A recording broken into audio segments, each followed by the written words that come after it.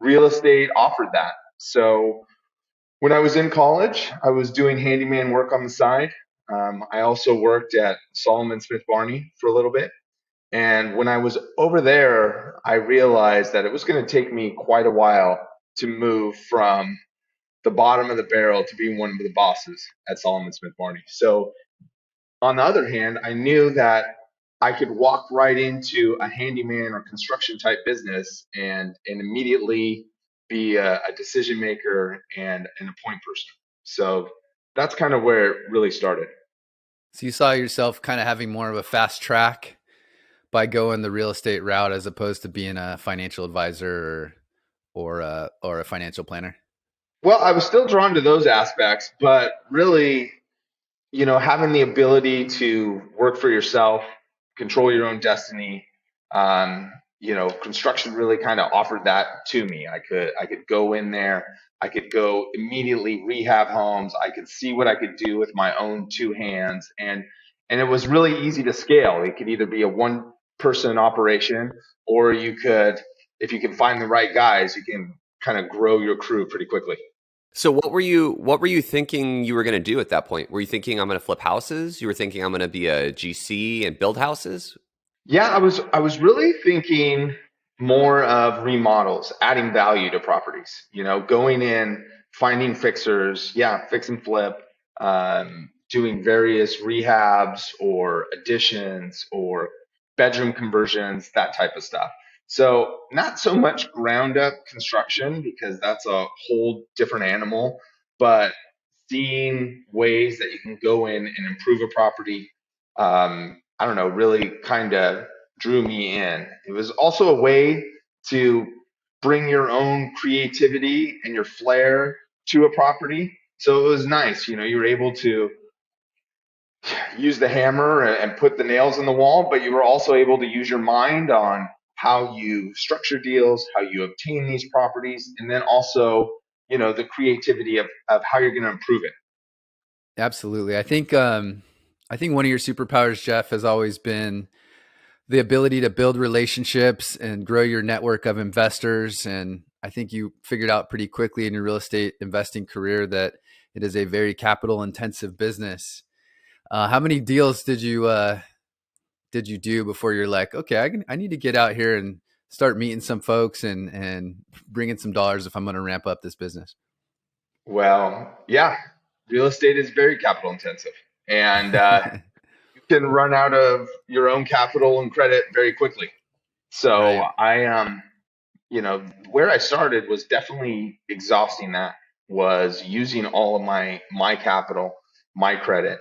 In the last downturn or in the Great Recession, I really saw an opportunity in Las Vegas when they were virtually giving homes away out there. $30,000 homes that used to sell for 300,000. So I knew that there was an opportunity there. After I had exhausted, yeah, my capital and my resources, I began coming back to California, talking to other investors about what I was doing, and hopefully getting them involved and excited about what we felt like, or what I felt like was the possibility out there. I think this is super interesting. So you were, where did you start doing your house renos? It was in Southern California, but Southern California was it's a different price point than Nevada in 2009. So after I also realized that as well, is that okay, my dollars can only go so far in Southern California. In Nevada, there was a pretty good opportunity because they were hit so badly by the recession that I could really stretch dollars over there. So I ended up moving out there, living there most of the time for a few years. And like I had mentioned, after I exhausted my resources, then I started coming back and utilizing relationships that I had built and telling them about what was going on out there, what you could get for $30,000 to $60,000 out in Las Vegas.